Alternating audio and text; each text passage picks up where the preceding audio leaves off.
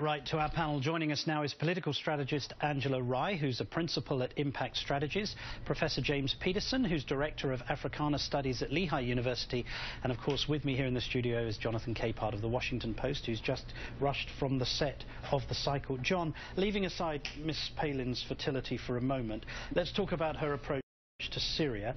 The United States is already providing something like $515 million in humanitarian, non-lethal aid to that country. But when you listen to her, is she suggesting that there's no reason to get involved in that nation as long as Muslims are killing each other? I mean, judging from the clip we just saw and from what I've read, that's what it sounds like. When you say, let Allah sort it out, that's, as we were talking before, that's highly inflammatory for her to say that. And some of the other things that she said during that speech, you know, Governor Palin, when she speaks, she's always snarky. It's as if that's the only rhetorical speed she has. She's never spoken seriously about anything, any of the serious problems facing this country. Think of it. She was the 2008 vice presidential nominee for the Republican Party. She was a leader in that party. Yes. Where are her thoughts? Where are her ideas? And she's still pretending to be a leader. And at this point, you know, I look at the things that she says. Yes, they're inflammatory. But at this point, to my mind, she's just entertainment. I can't take her seriously at all. And yet, Angela, recent history tells us that whether it's burning the Quran or mocking the religion, making inflammatory comments about Islam is not sensible. What does Sarah Palin hope to achieve by this, aside, of course, from confirming her position as the dunce of the decade? Perhaps getting her yet another spot being mocked on Saturday Night Live, Martin, since she wanted to use one of their skits.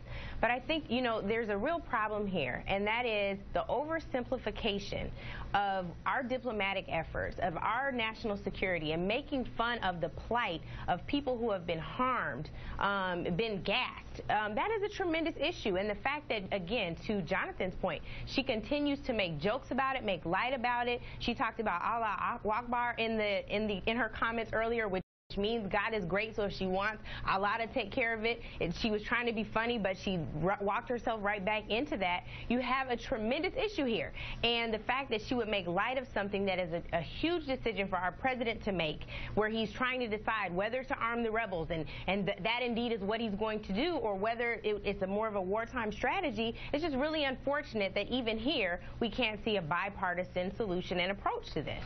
Okay, Professor Peterson, Jonathan said she's snarky. Angela Rye says it's unfortunate that she makes no sense.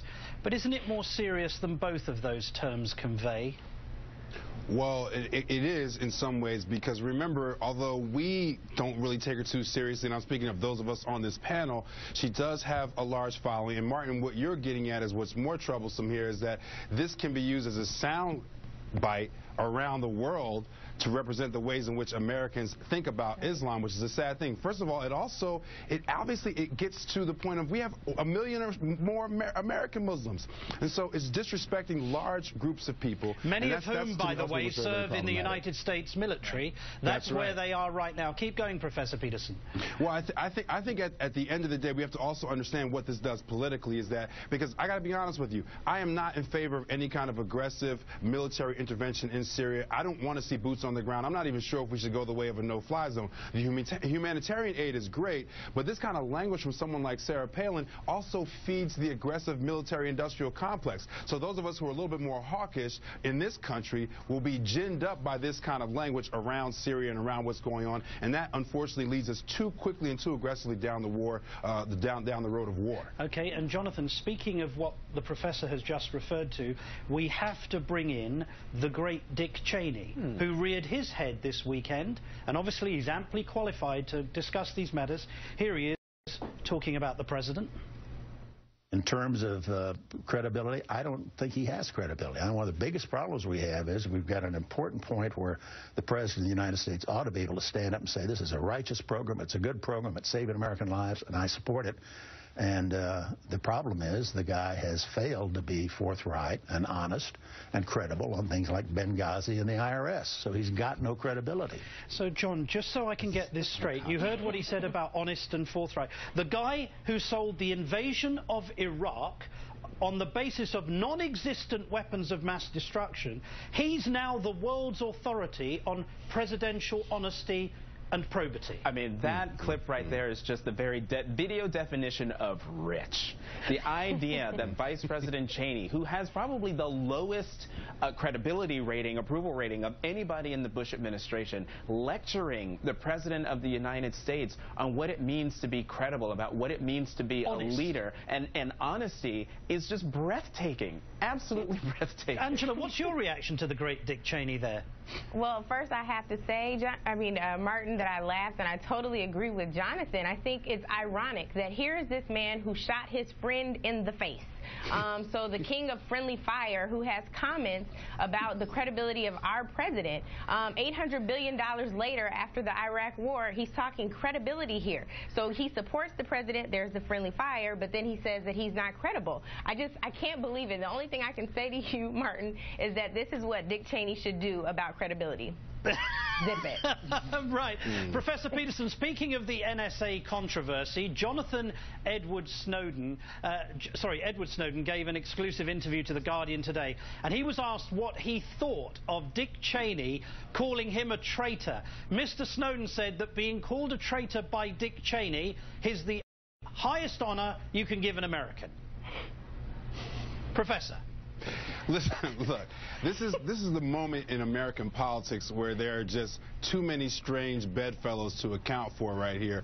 I mean, at the end of the day, someone like Dick Cheney doesn't have a lot of credibility in calling anyone a traitor. And if we look closely at the kind of things that were done in the Bush administration and the lack of transparency, you know, what Snowden should have said was what would have happened to someone like him in the Bush administration, right? That would have given us a little bit more insight into what's really going on here, because although people are going to have a heyday with this whole NSA scandal, the kind of transparency and the kind of conversation that we're having right now about these leaks and the ongoing sort of investigations, so on and so forth, those kinds of things didn't happen in the Bush administration. So at the end of the day, Cheney was the guy who was controlling those things, and so I wish Snowden would have been a little bit more insightful about what would have happened to someone like him in the Bush-Cheney administration. Right. Very quickly, John.